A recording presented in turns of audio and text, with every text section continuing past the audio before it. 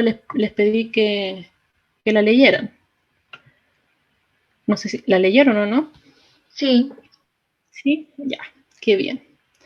Eso es un poco también lo que voy a compartir con ustedes hoy día, porque cuando nosotros tengamos acceso al laboratorio, obviamente que esto ya tenemos que saberlo para no perder el tiempo y optimizar las semanas que nos den lo máximo posible, ¿ya? Entonces, vamos a comenzar acá con las recomendaciones básicas que tenemos que tener en cuenta para el laboratorio. Pero antes,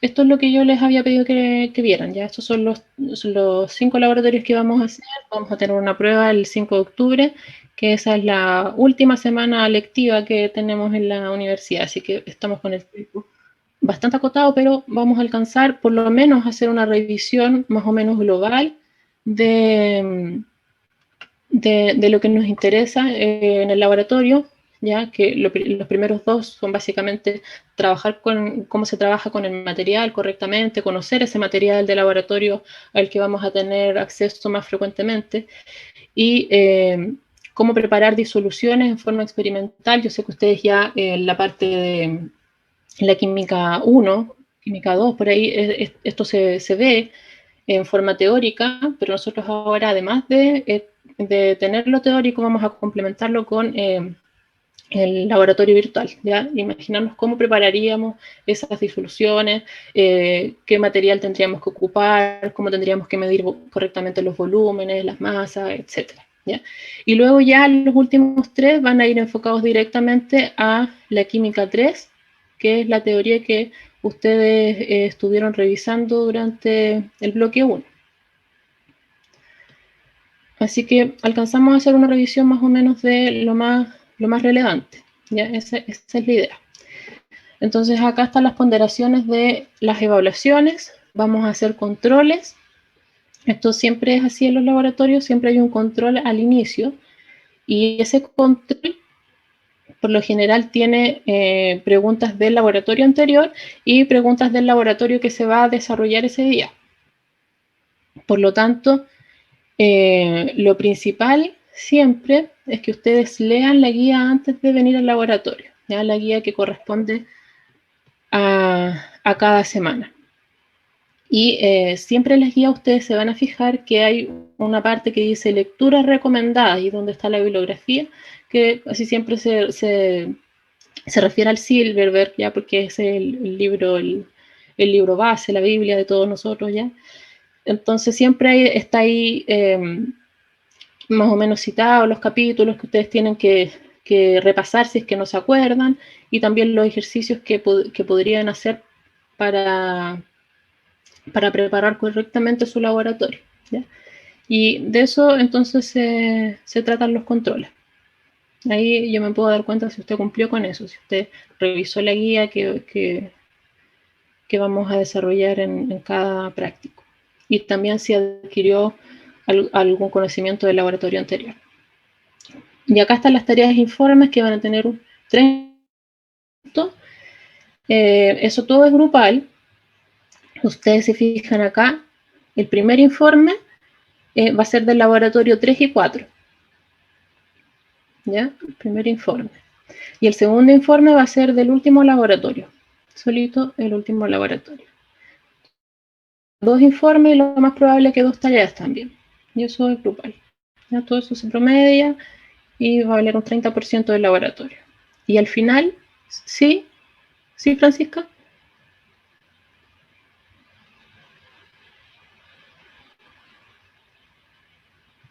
Puede activar su micrófono. No, los informes no se entregan en la fecha que está anotada. Lo que está anotado es el informe que laboratorios incluye, ¿ya? Entonces el informe 1 incluye el lab 3 y 4, por lo tanto se entrega la semana siguiente, ¿ya? Que sería el 28, ¿cierto? Que no veo bien aquí porque me tapa las camaritas. Y el informe de electroquímica, que sería el segundo informe, se entrega el día de la prueba, ¿ya? Y las tareas van a ser acá. Yo creo que ya la próxima semana vamos a dar alguna tarea y en este laboratorio de pH también alguna tarea.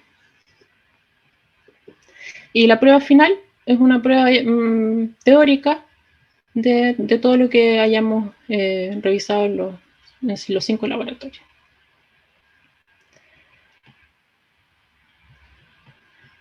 Ya, entonces. Profesora, tengo una consulta. Dígame. Lo que pasa es que por lo menos hay 2 compañeros que dicen que no pueden entrar y intentan entrar con la cuenta de Dufromail. No pueden entrar no se pueden conectar. No, me refiero a que intentan, pero no pueden entrar a la sala. Qué raro, porque aquí no tengo nadie en sala de espera, tampoco está bloqueada la reunión.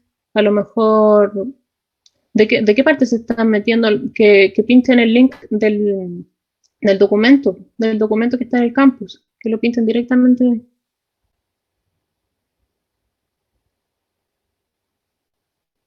Acceso restringido.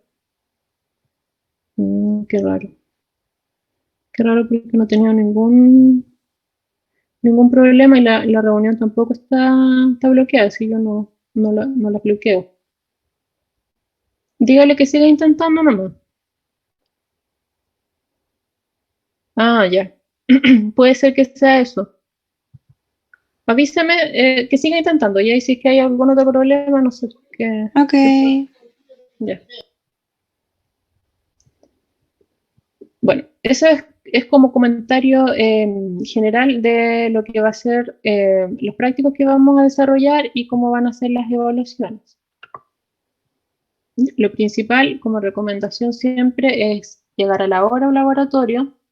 En el caso de acá del laboratorio virtual, obviamente yo sé que existen diferentes dificultades que se pueden presentar, así que hoy vamos a ser un poquito más flexibles en ese caso. Pero a la hora de estar en forma presencial, eso es súper estricto, ¿ya? Se llega siempre a la hora. Ustedes tienen que traer un cuaderno de laboratorio. Ahora también lo ideal es que tengan su cuaderno de laboratorio en casa para que puedan ir anotando todos los resultados que nosotros vayamos obteniendo de las experiencias que desarrollemos en el laboratorio virtual. Y ese laboratorio, o sea, ese cuaderno de laboratorio tiene que tener un registro de todos los datos, todo bien ordenado ya. Lo importante es que ustedes, si se les olvidó, por ejemplo, algún volumen, alguna masa, puedan llegar a ir a su cuaderno y tenerla ahí, ¿ya? Que no se les pierdan los datos. Como ya les dije, siempre hay que estudiar la guía antes para poder tener un buen rendimiento en el control.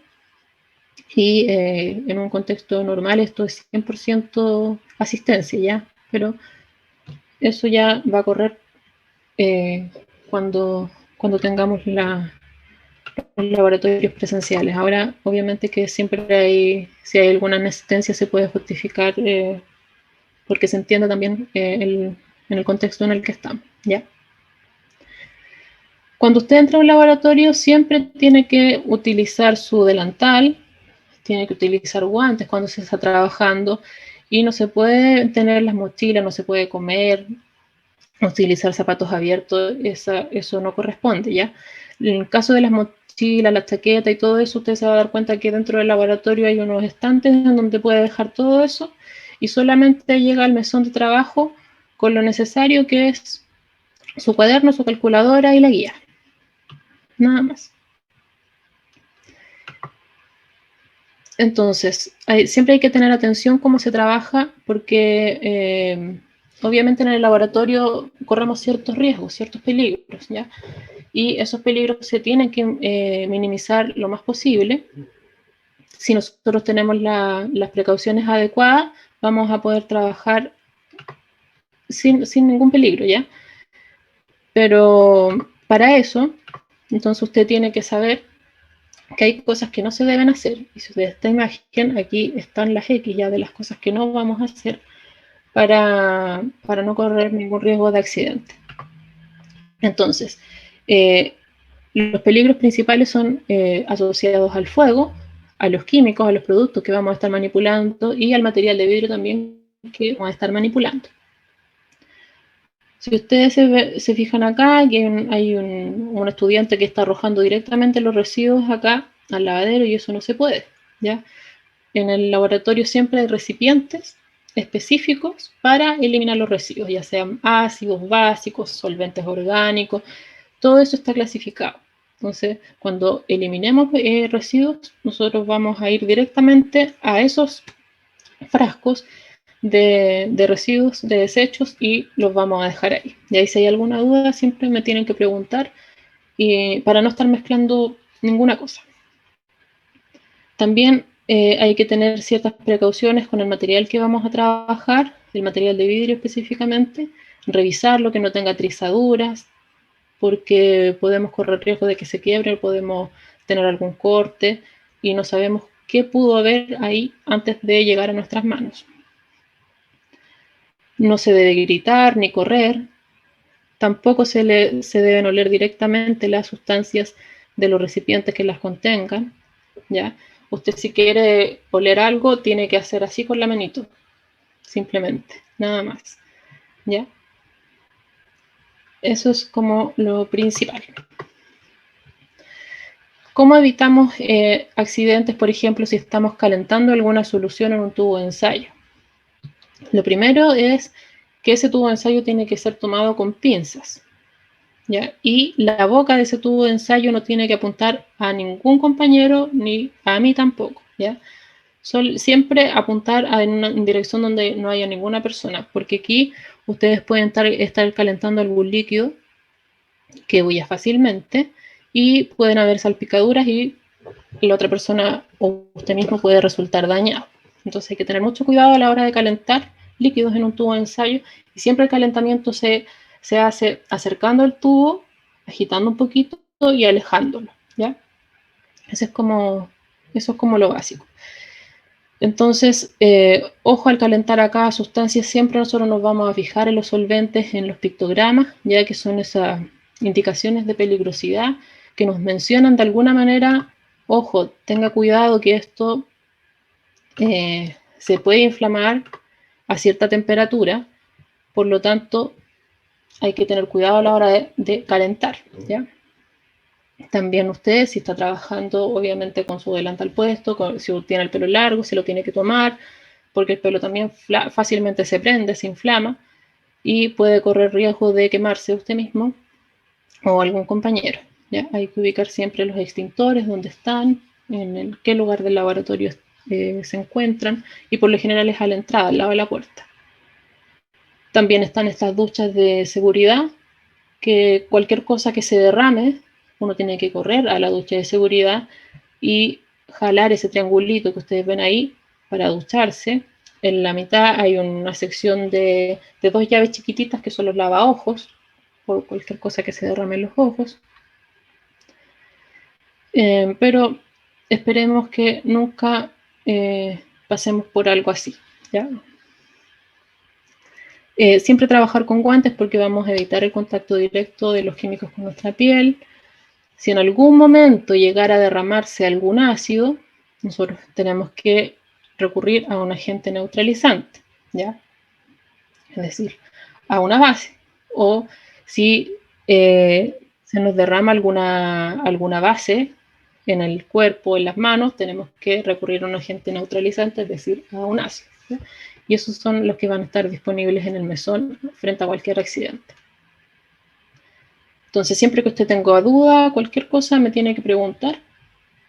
Si se le derrama algo en el momento en que esté trabajando, igual hablar rápidamente, ya no quedarse callado. Callada. Ya. Aquí lo principal entonces, como ya les mencioné en el tema de los residuos, clasificarlos correctamente en el recipiente que corresponde, lo mismo los guantes que se usan, se botan en un recipiente aparte. El material de vidrio, revisarlo, que no tenga trizaduras, y además podemos en algún momento armar algún montaje, por ejemplo, alguna filtración que vayamos a hacer al vacío, alguna destilación o ensamblar piezas, ¿ya? Y para eso nosotros no tenemos que aplicar presiones indebidas porque esas piezas se pueden quebrar y ahí es donde se producen los cortes y los accidentes, ¿ya? son cosas mínimas que hay que tener en cuenta para que todo resulte de la mejor forma posible. Lo que sí vamos a hacer, obviamente, es trabajar con muchas sustancias, ¿ya? Y esas sustancias siempre tienen una indicación de riesgo. Entonces hay que tenerle respeto a todo esto, ¿ya? Y también saber leer esas indicaciones de riesgo. Y esas indicaciones vienen principalmente con dos códigos. El código que ustedes ven acá, que es el código NFPA, que viene de su sigla, quiere decir Asociación Nacional de Protección contra el Fuego. Obviamente esa sigla está en inglés, por eso que no coincide exactamente, pero es una sigla estadounidense ya, y es un código de peligrosidad que ustedes ven acá, que es como un rombo, ¿ya? O diamante también le llaman. Y estos colores nos están indicando un peligro, y los números también un grado de peligro. Entonces tenemos que saber leer eso. Por ejemplo, acá tenemos el color rojo que nos está indicando la inflamabilidad del reactivo, ¿ya? Peligros asociados al fuego. El azul hacia la salud, peligros de aquí riesgos especiales son los blancos, y los amarillos tenemos peligros de reactividad, ¿ya? ¿Qué tan reactiva es esa sustancia? Que obviamente que está directamente asociado con su estabilidad, ¿ya? Los riesgos especiales pueden ser varios y se destacan ahí con algunos de estos símbolos. Por ejemplo, el W tachado quiere decir que esa sustancia es reactiva con agua específicamente. Puede ser también que sea una sustancia oxidante, que sea radioactiva, venenosa, etc. Todo eso va a ir indicado acá, ¿ya? Y aquí tenemos las graduaciones, desde 0 a 4, es decir, de mínima peligrosidad a una peligrosidad extrema. Y si ustedes ven acá, aparece más detallado cada uno de estos numeritos, de estos niveles de riesgo, ¿ya? Por ejemplo, en el caso de una sustancia inflamable, el código que tenemos acá dice grado 2, significa que debajo de los 93 grados Celsius esa sustancia ya se puede ir inflamando. Entonces hay que tener cuidado a la hora de manipular. ¿A qué temperatura vamos a trabajar? Dice que es grado 4, reactividad grado 4, es decir, puede explotar. Reactivo con agua. Y riesgo para la salud, dice grado 1, que no es muy peligroso, ¿ya? Pero obviamente que todo lo demás nos indica que debemos manipular cada una sustancia que tenga este código, ¿ya? Además están los pictogramas, que en algunos frascos de reactivos ustedes se van a encontrar que está o el código NFPA o este o ambos, ¿ya? Y también eso nos está indicando peligros. Los pictogramas nuevos son estos que ustedes ven acá arriba, los blanquitos, ya con un rombito rojo, pero acá abajo tenemos estos que son cuadrados y con el fondo naranjo. Esos son los pictogramas antiguos, los más viejitos. Y se van a dar cuenta que en el laboratorio de chat, sí, el programa, el Chem Collective, sí se puede descargar en español, pero no todas las actividades están en español, ¿ya? Para que lo tengan en cuenta. Vamos a hacer unas actividades que están en inglés, pero yo les voy a dar el procedimiento, obviamente, en español. Ya, continúo. En la universidad, usted se va a dar cuenta que nosotros vamos a trabajar con reactivos que tengan los pictogramas antiguos y nuevos, porque hay varios reactivos que están hace no sé cuántos años, ¿ya? Entonces nos vamos a encontrar con reactivos que tengan estos pictogramas de acá. Si ustedes se dan cuenta, los símbolos sí son muy parecidos, ¿ya? No cambian casi nada. De hecho, en los pictogramas nuevos tenemos unos extras, como el 8 de acá, ¿ya? Que significa gas a presión. Y los demás se dividen. Por ejemplo, el nocivo irritante, que era uno solo, ahora se divide en este signo de exclamación y esta persona que aparece ahí con una estrella aquí en el pecho que indica peligros para la salud, ¿ya? Entonces, a tener en cuenta los dos códigos, porque estos códigos además nos van a indicar el peligro y siempre los reactivos vienen acompañados de una hoja de seguridad, ¿ya? Si usted quiere saber más sobre eso, usted puede solicitar esa hoja de seguridad porque en todos los laboratorios las tenemos también, ¿ya? Y además se pueden descargar en internet. Uno puede buscar y es como la biografía del reactivo, del compuesto. Sale ahí. Dice ya su masa molar es tanto, su densidad es tanto, los pictogramas de peligro, cómo se deben almacenar, qué riesgos para la salud tiene, etc. Todo sale ahí en su hoja de seguridad. Entonces, lo mínimo que se debe hacer a la hora de trabajar con reactivos es conocer esto, conocer los peligros y obviamente si se van a almacenar, también se debe conocer la hoja de seguridad. Si no, pueden ocurrir accidentes, ¿ya? Como este, que fue hace poquito, ¿cierto? La explosión que ocurrió en Beirut. Nitrato de amonio. Fíjense ustedes acá. Aquí tenemos el rombo, que ahora ya podemos leer mejor, ¿cierto? Es una sustancia, si ustedes se fijan acá, en el color rojo, cero, es decir, no presenta muchos peligros de ser inflamable, ¿ya? Pero sí, en el amarillo tenemos un número más alto que nos está indicando qué cosa, qué indicaba el color amarillo. Reactividad. Reactividad, ¿ya? Y específicamente acá el blanquito nos está diciendo que qué riesgo especial tenemos que tener. Que puede ser que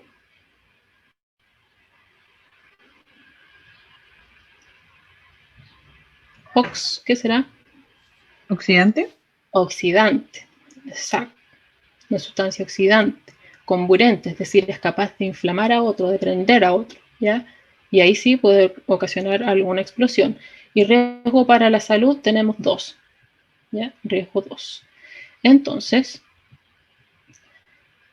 nosotros podemos ver la hoja de seguridad. Les voy a compartir acá. Ustedes pueden buscar esto también, pero les voy a compartir mi pantalla para que lo vean.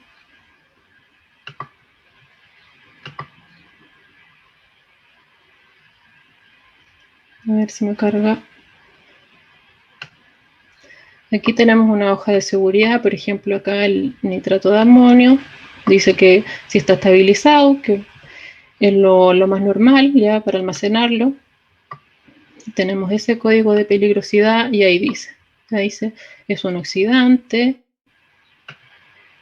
Acá salen los peligros para la salud, los detalla, si ustedes se fijan. Otro riesgo, y acá dice, el producto es un comburente potente, superado esa temperatura, puede ocasionar reacciones violentas, es decir, exotérmicas, explosivas, ¿ya? Y acá dice, en un incendio el nitrato de amonio debe ser considerado explosivo, ¿ya? Si hay otros materiales, por ejemplo, hidrocarburos, carbón, madera, etcétera, ¿ya? Entonces, eso es lo mínimo que nosotros debemos saber a la hora de almacenar un compuesto y sobre todo ahí en Beirut que tenían no sé cuántas toneladas. Además, les quiero compartir otra cosa. Si ustedes se fijan, acá podemos ver, hay una página súper buena que siempre está de un doctor en química joven también, que hace infografías, ¿ya? Infografías bastante bonitas y siempre da información de qué está pasando, ¿ya? Para la química de la pasta de dientes, por ejemplo, la química del perfume, de cualquier cosa, ¿ya? Todo lo asocia con algo y lo explica de manera representativa. Y aquí él también hizo una infografía exactamente de esto, ¿ya? ¿Qué pasó con el nitrato de amonio, por ejemplo, en la explosión de Beirut? Nos da su estructura, nos dice también qué fue lo que específicamente sucedió, ¿ya? Que en realidad lo que pasa es que el nitrato de amonio se empezó a descomponer, ¿ya? Ese llevaba tantos años ahí almacenado en un lugar que no era el adecuado, húmedo, y se empezó a descomponer y a generar estos gases, ¿ya? Y todos estos gases pueden reaccionar entre sí violentamente y tenemos el oxígeno. El oxígeno es comburente.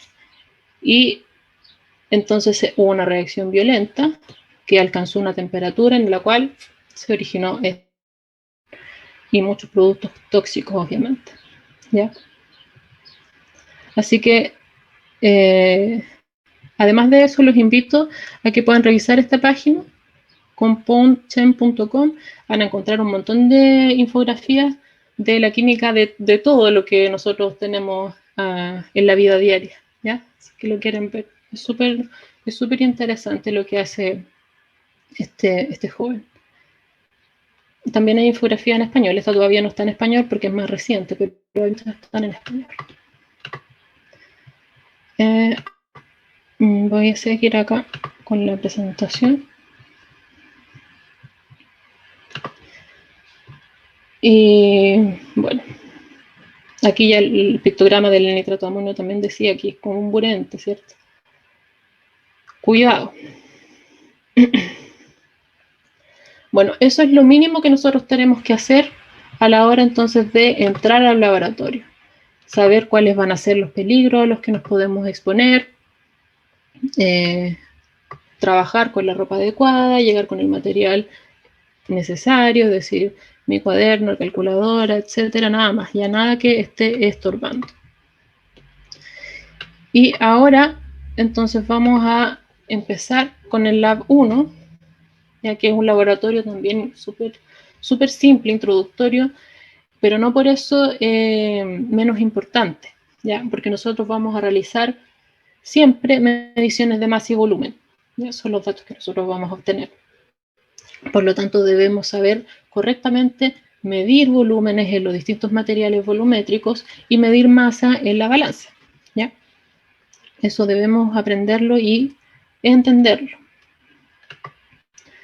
Entonces, voy a ver si es que realmente ustedes leyeron la guía que yo les pedí, y para eso les voy a pedir que vayan a menti.com, ya de su celular o en una página web, en el computador, como quieran, pero accedan porfa a Menti, y son solo 3 preguntas, pero es para tener una idea si realmente me hicieron caso y si revisaron la guía.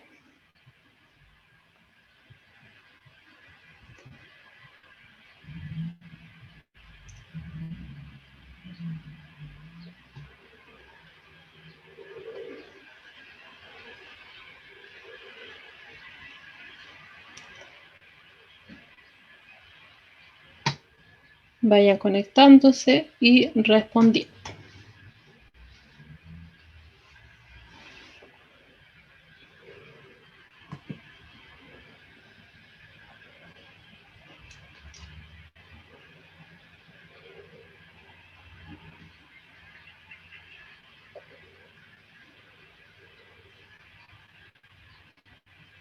¿Les aparece? Sí, profe. Ya.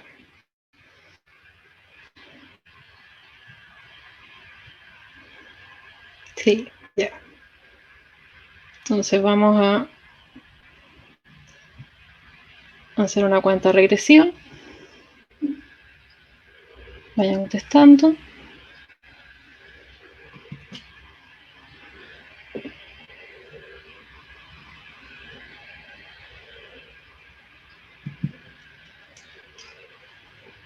Solo 2 respuestas, vamos.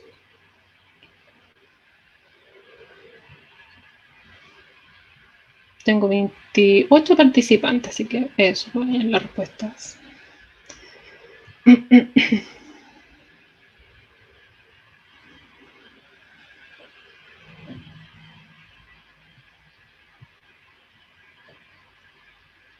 El código es el que sale aquí arribita en la pantalla, 4311326.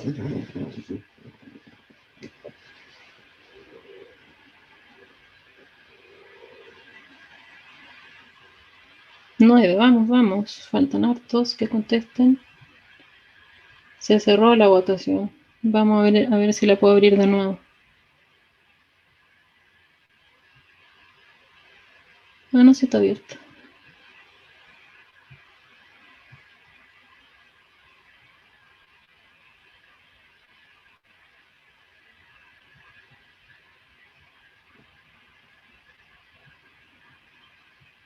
Ya, aparece cerrada, sí, sí se cerró por el... A ver de nuevo. No, se cerró nomás. Vamos a revisar la respuesta. Para la próxima pregunta tienen que participar. Sigue siendo el mismo código. Entonces, ya, estamos opiniones divididas. La respuesta correcta era la C. ¿Ya? Por ahí que hubo error en el pipeta. ¿Ya? Vamos a ver ya qué es lo que es específicamente una pipeta. Ay, sí, la clase. No la empecé a grabar. Ahora voy a empezar a grabar, se me olvidó. ¿Ya? Se me olvidó. Pero ahora voy a empezar a grabar. Pero sí les voy a hacer llegar el PPT y ahora lo que viene, va a venir la actividad de la clase. Así que eso va a estar grabado. Menos mal que me acuerdo porque se me olvidó. Siempre se me olvida eso. Ya. Entonces, bueno, la mayoría contestó bien. Pero por ahí hay algunas dudas. Estamos confundiendo el matraforado con el Erlenmeyer y por acá la varilla con la pipeta. Pero ya vamos a solucionar ese problema. Y vamos ahora a una pregunta siguiente. Siga conectado ahí con el mismo código. ¿Ya?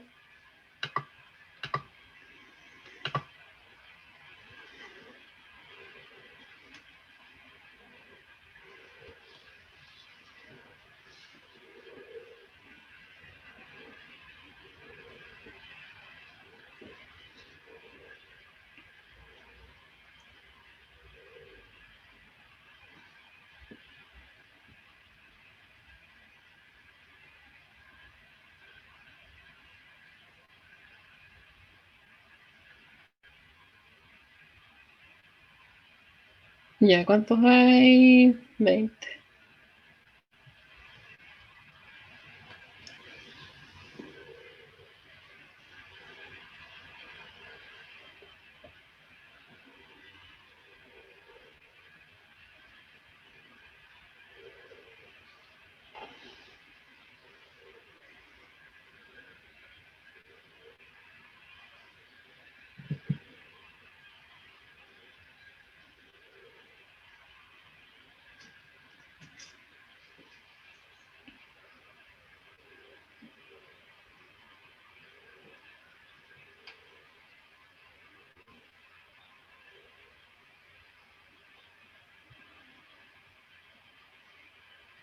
Estas cosas me ponen nerviosa, pero tranquila, si estamos jugando.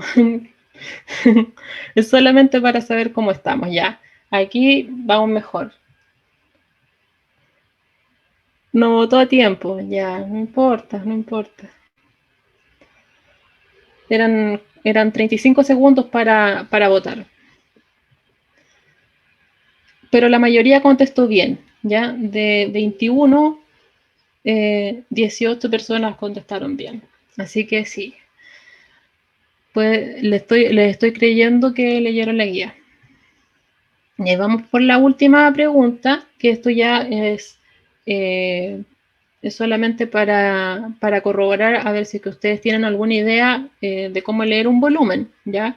Pero es específicamente lo que vamos a trabajar hoy.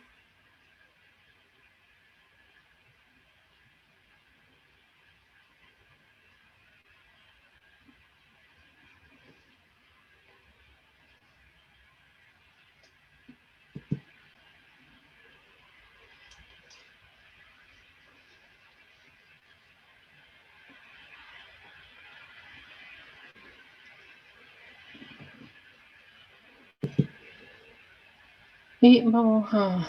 Ahí está la cuenta regresiva.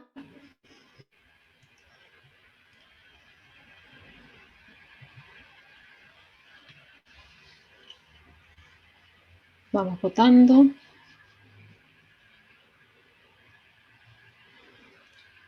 Se equivocó, no importa.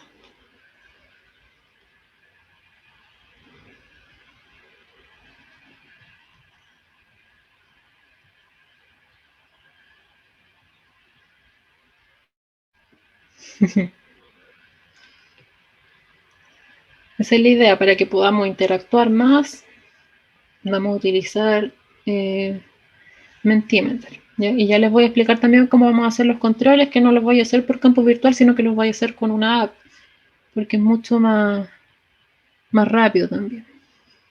Ya se va a cerrar la votación. Vamos a ver cómo les fue. Ya. Más o menos.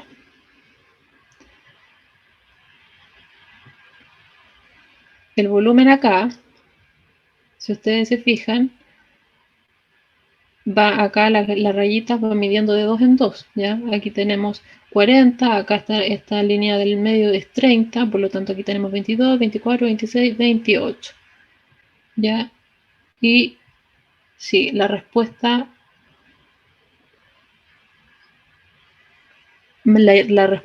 mayor fue esa. Así que sí, también vamos bien. Ya, por acá 28, 29, esos números así peladitos no sirven, ¿no? Porque es volumen y el volumen tiene unidades. Así que siempre el número va acompañado de unidad. Este es un ensayo, pero ya saben, ¿ya? Cuando vamos a hacer algún control y ustedes tienen que realizar el desarrollo siempre con unidades, porque todo eso se evalúa. Bueno, les creo entonces, leyeron la guía. Estamos claros que pueden reconocer algunos materiales de laboratorio y vamos a ir más rápido entonces en el desarrollo de la actividad. Que supuestamente nos quedan 15 minutos de clase, pero nos vamos a pasar un poquito porque me interesa que esto quede claro y que aprovechemos el tiempo al máximo.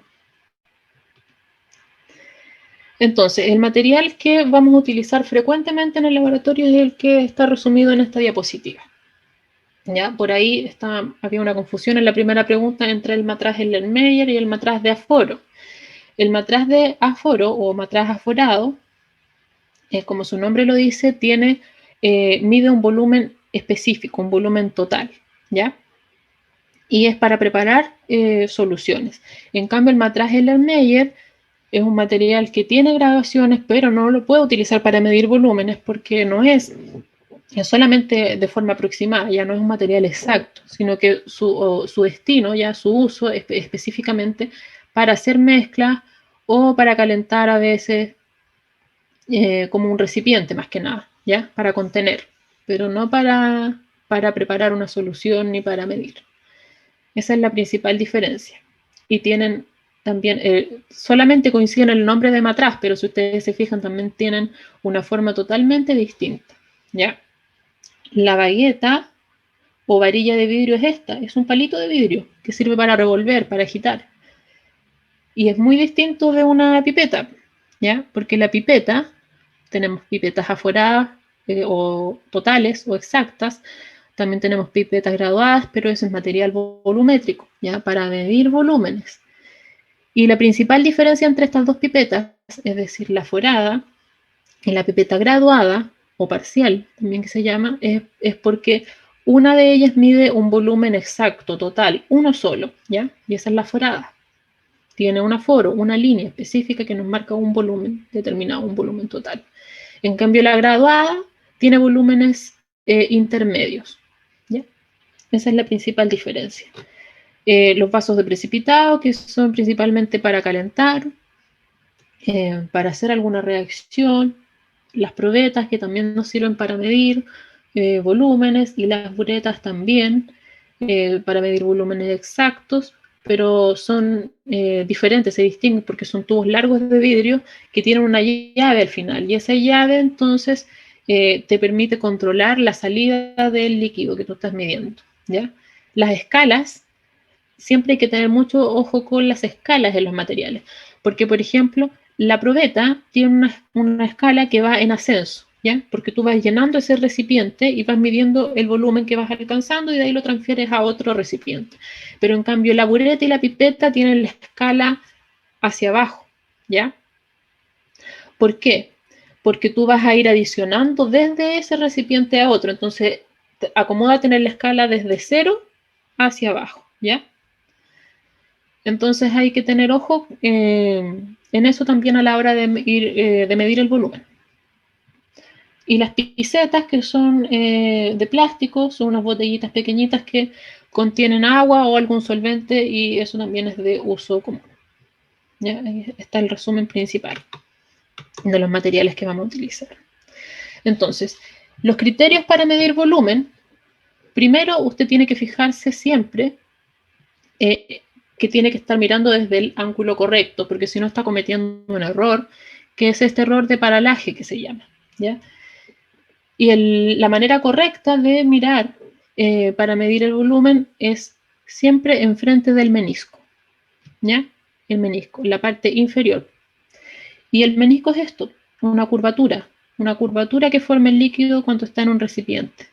Y esa curvatura se forma porque el líquido se va atraído a las paredes del recipiente que lo contiene, y nosotros, para medir ese volumen, entonces nos fijamos en la parte inferior de la curvatura, ¿ya? Así podemos estar realizando una medida correcta. No de esta manera, ¿ya? No bajo la línea de graduación ni por sobre, ¿ya? Siempre tenemos que estar midiendo entonces con esas consideraciones, con ese cuidado para no cometer errores en nuestra.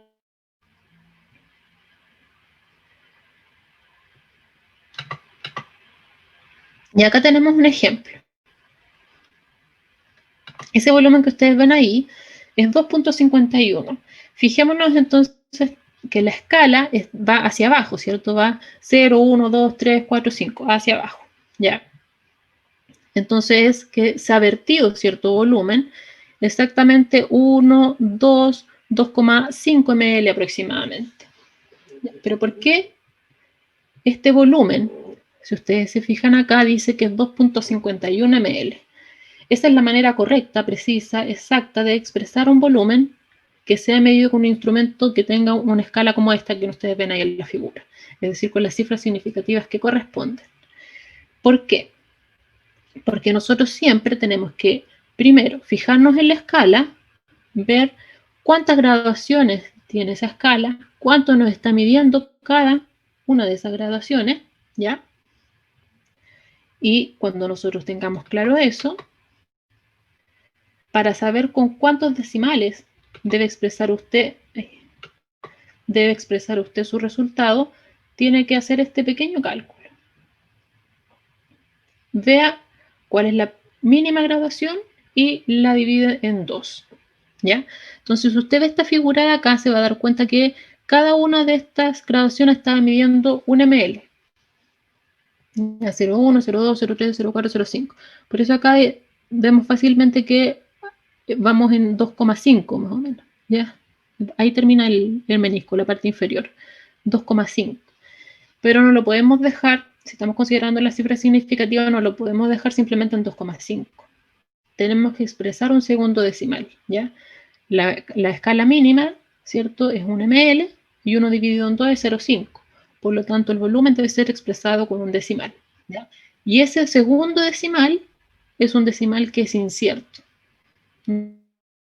Por lo tanto, aquí usted podría haber puesto 2.52 y también hubiese estado bien, ¿ya? Lo importante es que esté expresado con las cifras significativas que corresponden. Para eso, como le digo, hay que fijarse en la escala, cuánto me está midiendo cada una de las graduaciones, la mínima cantidad que mide, y eso lo divido en 2. Entonces, vamos a ver si es que se entendió. Vamos a hacer al tiro un ejercicio. Por ejemplo, en esta probeta que le estoy apuntando acá con el puntero, ¿cierto? Tenemos una escala distinta a la anterior, porque vamos de 0 hacia arriba, vamos en ascenso. ¿Cuál sería el volumen correcto que nos está mostrando ahí esa probeta? Por micrófono, por chat, como quieran. Respóndame a alguien, a ver si se atreve a decir una respuesta.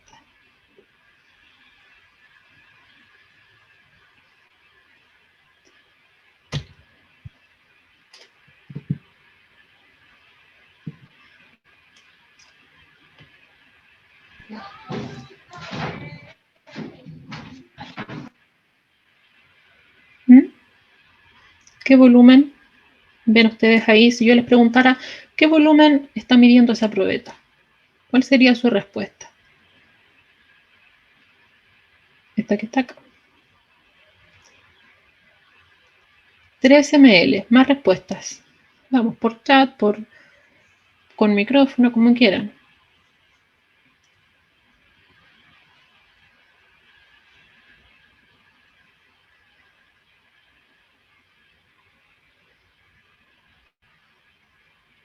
Eso. 13,5. 13,5. ¿Ya? Ahí estamos. ¿Por qué 13,5 y no 13? Ya 13 estaría bien si quiero tener más o menos algo aproximado, pero necesariamente si quiero expresar mi volumen con las cifras significativas correctas, tengo que ver exactamente cuánto me mide cada una de estas graduaciones, ¿cierto? Y entre 10 y 15 yo tengo 5 ml y ustedes se pueden fijar si es que van contando, cada rayita mide 1 ml, ¿ya? Por lo tanto estamos acá en 13, entre 13 y 14, ¿ya? Entre 13 y 14. Sabemos que lo cierto, lo seguro es 13 ml, pero además, como la escala me mide de 1 en 1 y 1 dividido en 2 es 0,5, sé que el resultado debe ir expresado con un decimal, ¿ya? Por lo tanto, si ustedes se fijan acá, lo más adecuado es decir que es 13,5, porque está más o menos justo en la mitad. Si usted me dice 13,6, igual está bien, ¿ya? Pero hay que tener estas consideraciones para poder expresar también. Esa medida va acompañada de un error, pero eso es lo que vamos a ver después, ¿ya? Lo vamos a ver después. Pero medir primero el volumen de manera correcta hay que tener esta consideración. Y además, obviamente, sabemos que todos los materiales tienen asociado un error. Y eso lo vamos a ir revisando, creo que es en la diapo siguiente. En la probeta al lado, vean ahí el menisco. Recuerden que nos fijamos en la parte inferior. Vemos acá que la probeta está midiendo 6,6 ml. Se fijan que acá tenemos una escala que es diferente porque tenemos el 7 que está acá y si contamos las rayitas tenemos 1, 2, 3, 4, 5, ¿ya? Entre 6 y 7 tenemos 1 ml y hay 5 líneas, es decir, cada una me está midiendo 0,2 ml, ¿ya? Y 0,2 ml dividido en 1 es 0,1. Por lo tanto, tengo que expresar mi resultado con un decimal, ¿ya? Y en este caso vemos, acá está el 6, 6,2, 6,4, 6,6, ¿ya? Si digo acá me pasaría el tiro 6,8, no se puede, ¿ya? Así que tengo que fijarme en la parte inferior. Vamos a seguir entonces. Y acá viene lo que ya más o menos, a lo que más o menos nos vamos a acercar, como decía su compañera, los errores, ¿ya? Porque todas las medidas que nosotros realicemos en el laboratorio siempre van a estar, van a tener un error que esté asociado, ¿ya? Y todas esas medidas no van a ser precisas o exactas. Nosotros vamos a tratar de minimizar, obviamente, todos los factores que interfieren en que nuestras medidas no sean precisas y no sean exactas, pero siempre va a haber un error, ¿ya? Un error que es inevitable. Pero aún así hay conceptos que nosotros tenemos que tener claro, que debemos saber distinguir, y son estos dos conceptos de exactitud y precisión, que muchas veces se utilizan como sinónimos, pero no lo son. ¿Ya? Obviamente que ustedes ya vio esto en la química 1, creo, que ahí aparece, ¿cierto? El inicio, cuando aparece todo el manejo de datos. Así que no me voy a detener mucho acá, pero sí recordar que cuando hablamos de exactitud estamos haciendo referencia a la concordancia que tiene el valor experimental con el valor teórico, ya con un valor teórico real, reportado, conocido, y mientras más cercanos están esos valores, es decir, lo experimental con lo teórico, quiere decir que mi resultado es más exacto. En cambio, la precisión tiene que ver con la dispersión de los datos obtenidos en las mediciones, ¿ya? Por ejemplo, si usted realiza una serie de mediciones repetidas y esas medidas están cercanas entre sí, usted va a tener datos que son precisos. Pero si no son concordantes, si son muy dispersos, usted va a tener una precisión que es muy baja, ¿ya? A eso hace alusión cada uno de estos conceptos. Por lo tanto, ahí si usted ve esos diagramas, cada uno está representando la presencia o la ausencia de estos dos conceptos, de exactitud y de precisión, ¿ya? Pero hay errores que nosotros vamos a cometer y son errores que son inevitables y esos son los errores aleatorios, ¿ya? Esos son los errores que nosotros no vamos a poder controlar. Los errores sistemáticos sí. Los errores sistemáticos tienen que ver directamente con el procedimiento, ya cómo estoy haciendo el experimento. Estoy utilizando el material adecuado, estoy leyendo el volumen o la masa de manera adecuada, con todas las cifras que corresponden, el instrumento que utilizo está bien calibrado, etc. Todo eso, si no lo tengo en cuenta, voy a estar cometiendo errores sistemáticos. Ya son errores que se pueden evitar. En cambio, los aleatorios, eso no, ya. No hay control ahí. No hay control porque los instrumentos, todo el material tiene un error asociado que es un error de fábrica, digámoslo así, ¿ya? Y nosotros ahí no podemos hacer nada más.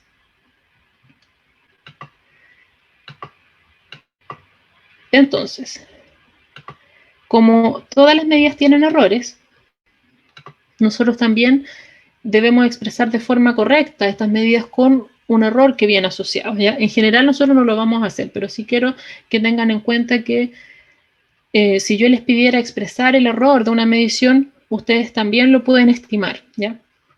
Porque hay veces en que el material sí lo trae determinado y otras veces en que no. Por ejemplo, las pipetas aforadas nos están diciendo en alguna parte, usted al medir, por ejemplo, con esta pipeta aforada 25 ml, su medida va a tener un error que va entre más o menos 0.03 ml, ¿ya? Nos está diciendo ese material. Pero hay otros materiales que no lo tienen. Y cuando no lo tienen, nosotros lo podemos estimar.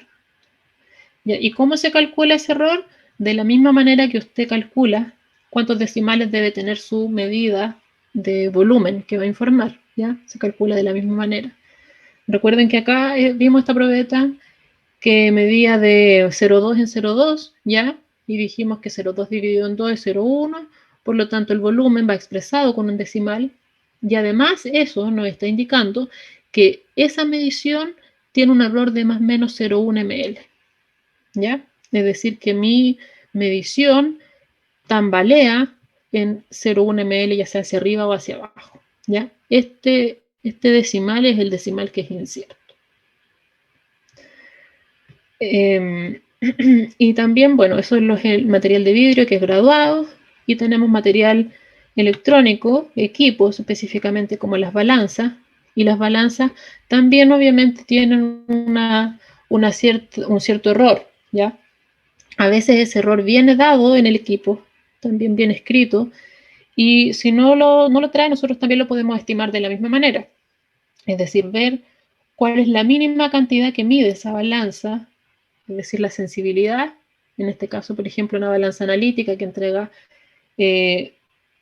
4 o 5 decimales, ¿ya? Dependiendo la balanza que estemos utilizando, puede decir que tiene nosotros podemos estimar cuál es la mínima cantidad que mide, y esa mínima cantidad la dividimos en 2 y también vamos a saber cuál es el error que está asociado a la medición, ¿ya? Esos son, esa es la manera que nosotros podemos estimar ese error asociado a nuestra medida. Pero como les digo, en general nosotros no vamos a trabajar con las cifras de esta manera, ¿ya? Siempre quiero que tengan en cuenta sí que hay un error. En todo lo que nosotros estamos, en todas las medidas que nosotros estamos haciendo hay un error que es asociado, que va asociado, ¿ya? Lo que me importa es que usted pueda expresar bien el volumen y la masa que está midiendo, con las cifras significativas que corresponden, de acuerdo a la escala del instrumento, ¿ya? Eso sí, sí o sí lo tenemos que aprender ahora, porque en el momento en que nos vayamos a enfrentar con el material de forma presencial, la idea es que usted pueda avanzar lo más rápido posible y no quedarnos ahí atascados en ese tipo de cosas. Entonces, estamos en la que yo espero, les voy a pedir unos minutitos adicionales, porfa, para que podamos realizar por lo menos unos 8 minutos una actividad grupal y midamos volúmenes, ¿ya? Voy a formar los grupos al azar para que queden guardados y así la próxima semana sigamos trabajando los mismos grupos, ¿ya? Entonces yo voy a formar grupos acá en Zoom, a ustedes les va a llegar una invitación, ustedes aceptan y se unen a este grupo y hacemos un trabajo cortito, pero para que ustedes se conozcan, para que sepan cuál va a ser su grupo y lo que alcancen a hacer nomás antes de volver a la sesión final para poder cerrar, ¿ya? El PPT yo se los voy a subir también, entonces usted puede seguir trabajando con las actividades en casa. Pero me interesa que podamos formar los grupos hoy. Entonces, hay 24 participantes. Vamos a trabajar de 4. Ya, voy a hacer 6 grupos. Recuerden que cuando ustedes, no sé si han trabajado antes en grupos en Zoom, pero cuando yo los envío a su sala pequeña, a la sala de su grupo, a ustedes les va a aparecer abajo la barrita en donde ustedes pueden pedir ayuda. Entonces, si me necesitan, piden ayuda y yo voy a su sala, ¿ya? Y también ustedes pueden compartir pantallas entre ustedes en todo momento, mientras estén en su sala pequeña, para que puedan ir trabajando. Esa es la idea, sacar el máximo provecho de todas estas herramientas. Entonces voy a asignar las secciones para que me queden guardadas y trabajemos un par de minutitos, lo que alcancemos, antes de volver para cerrar. ¿Ya? Vamos a iniciar